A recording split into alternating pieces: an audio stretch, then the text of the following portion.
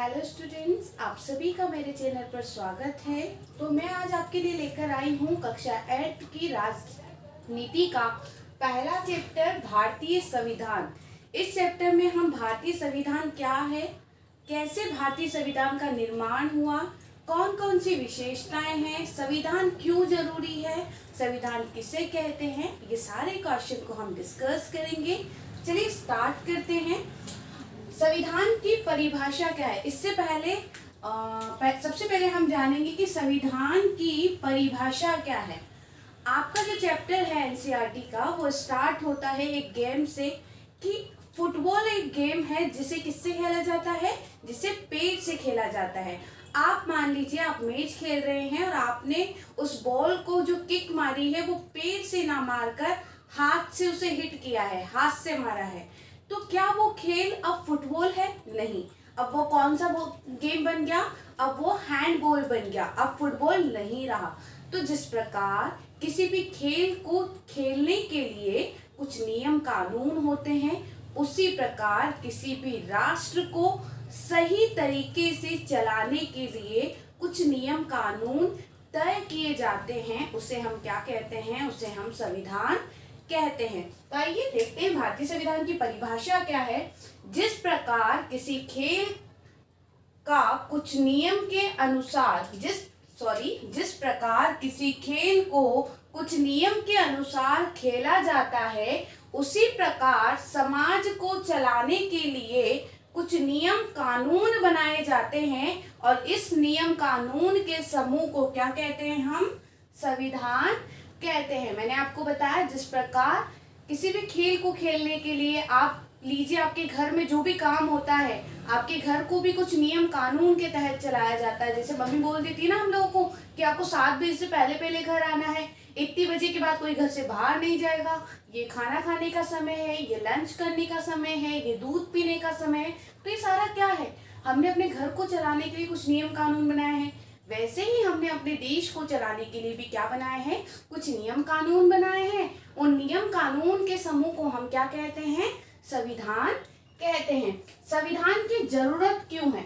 हमें संविधान क्यों चाहिए? अक्सर ये माना जाता है कि किसी भी लोकतांत्रिक देश में क्या होगा? संविधान होगा। अब ये लोकतांत्रिक क्या होता है? आप छोटे छोटे से बच्चे हैं, आपको लोकतंत्र कैसे पता होगा? तो लोकतंत्र को जाने। लोकतांत्रिक देश वे देश होते हैं जहां पर जो सरकार होती है उसे कौन चुनता है? उसे चुनने का अधिकार नागरिकों के पास होता है। उस देश को हम क्या कहेंगे? उस देश को हम लोकतांत्रिक देश कहेंगे। क्यों चाहिए? तो आदर्शों को तय करने के लिए आपको क्या चाहिए? संविधान चाहिए। आदर्शों को तय करने के लिए कुछ संविधान चाहिए कि हमारा देश जो है वो किन आदर्शों पे काम करेगा। कौन कौन से आदर्श हैं जो हमारे देश के लिए इम्पोर्टेंट है। जैसे आपके जीवन में भी कुछ आदर्श है कि हमें सत्य बोलना चाहिए, हमें बड़ों की सेवा करनी चाहिए, बड़ों की बात माननी चाहिए। तो ये क्या है? आदर्श है जिन पर हमें पूरे जीवन चलना है। उसी प्रकार कुछ आदर्श तय हमारा संविधान करता है जिस पर हमें पूरी जिंदगी भर चलना होता है, और जिन नियम और आदर्शों को पालन कर हमें क्या मिलता है? हमारे राष्ट्र की तरक्की होती है, नागरिकों के सपने पूरे हो पाते हैं। सेकंड है देश की राजनीतिक व्यवस्था तय करने के लिए कि आपकी जो देश की राजनीतिक व्यवस्था है वो कैसी होगी। वो लोकतंत्र होगा, राजतंत्र होगा, राजा का शासन होगा, या लोगों का शासन होगा, या प्रतिनिधि सरकार होगी। इसको तय करने के लिए भी हमें क्या चाहिए? हमें संविधान चाहिए। अल्पसंख्यकों की सुरक्षा के लिए हमें संविधान चाहिए। अल्पसंख्यक कौन कौन होते हैं? मान लीजिए कोई देश है जहां पर क्या है? 20 लोग रहते हैं, 20 में से 15 लोग जो हैं वो क्या हैं? हिंदू हैं। क्या हैं? हिंदू हैं। और 5 लोग क्या हैं? वो सिख हैं। क्या हैं? सिख हैं। तो यहाँ पर जो हिंदू लोग हैं या हिंदू समुदाय है वो क्या है? बहुसंख्यक। संख्या में जो ज्यादा होता है उसे बहुसंख्यक कहते हैं, और जो संख्या में कम होता है उसे अल्पसंख्यक कहते हैं। तो इन अल्पसंख्यकों के अधिकारों को बनाए रखने के लिए, इन अधिकार प्रदान करने के लिए भी हमें क्या चाहिए? हमें संविधान की जरूरत होती है। नेक्स्ट, निरंकुशता को रोकने के लिए, मान लीजिए आपके देश में संविधान नहीं है, राजा है, वो जो चाहेगा वो करेगा, तो ऐसा थोड़ी होता है, वो निरंकुश हो जाएगा, वो किसी को मार सकता है, पीट सकता है, कुछ भी कर सकता है। तो इस निरंकुशता को रोकने के लिए हमें क्या चाहिए, हमें संविधान की जरूरत पड़ती है। ये हुए संविधान की जरूरत क्यों है, हमने जाना संविधान की परिभाषा क्या है, फिर हमने डिस्कस किया संविधान की जरूरत क्यों है। तो आदर्श तय करने के लिए, राजनीतिक व्यवस्था तय करने के लिए, अल्पसंख्यकों की सुरक्षा के लिए, उन्हें कुछ अधिकार देने के लिए, निरंकुशता को रोकने के लिए भी हमें क्या चाहिए, हमें संविधान चाहिए, ताकि हमारे देश में कोई भी राजा, कोई भी नेता निरंकुश ना हो, कुछ भी ना करे, जो सही है, जो संविधान कहता है वही करे। इसलिए हमें क्या चाहिए, संविधान की जरूरत होती है।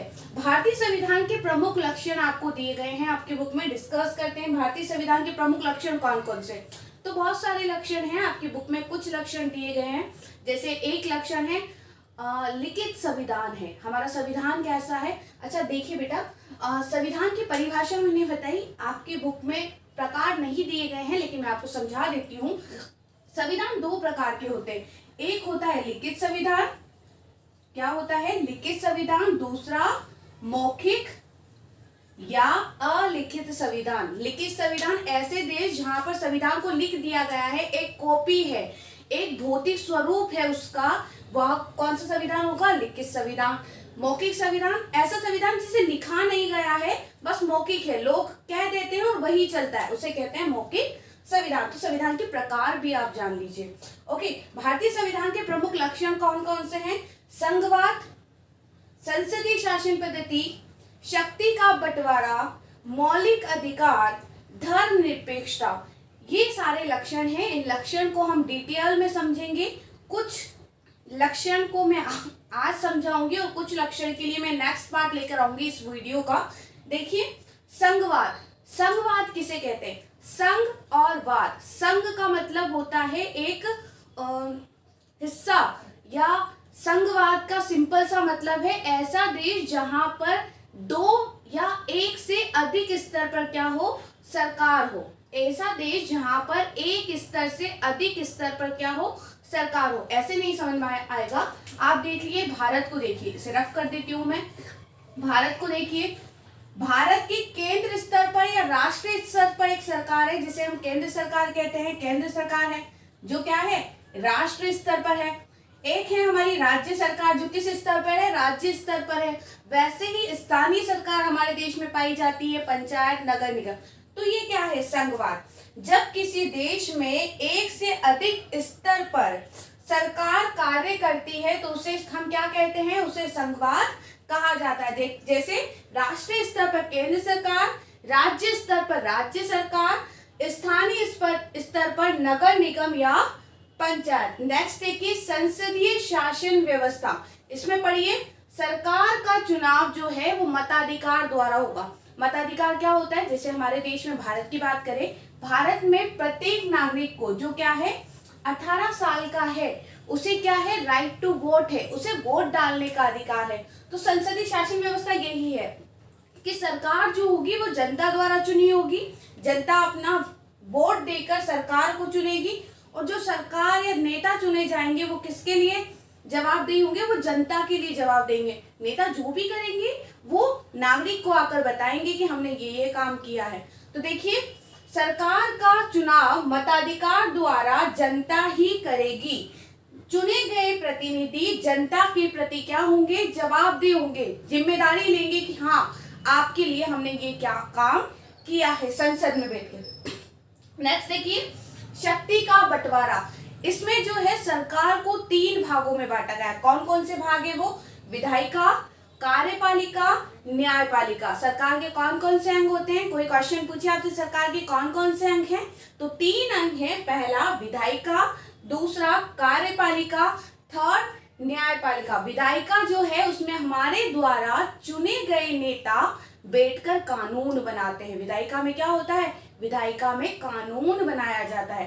कार्यपालिका में क्या होता है, कार्यपालिका में विधायिका द्वारा बनाए गए कानून को लागू किया जाता है। न्यायपालिका क्या करती है भाई, न्यायपालिका ये देखती है कि वो कानून संविधान के अनुसार सही है या गलत। इस लेक्चर में मैं यहाँ तक ही डिस्कस करूंगी। इस चैप्टर का नेक्स्ट पार्ट आएगा जिसमें मैं और संविधान के जो लक्षण हैं, मौलिक अधिकार और धर्मनिरपेक्षता को विस्तार से समझाऊंगी। साथ ही कुछ मोस्ट इम्पॉर्टेंट क्वेश्चन जो आपके एग्जाम के लिए काफी इम्पॉर्टेंट हैं, हम उन्हें भी डिस्कस करेंगे। Thank you for watching. Channel को सब्सक्राइब करना बिल्कुल ना भूलें।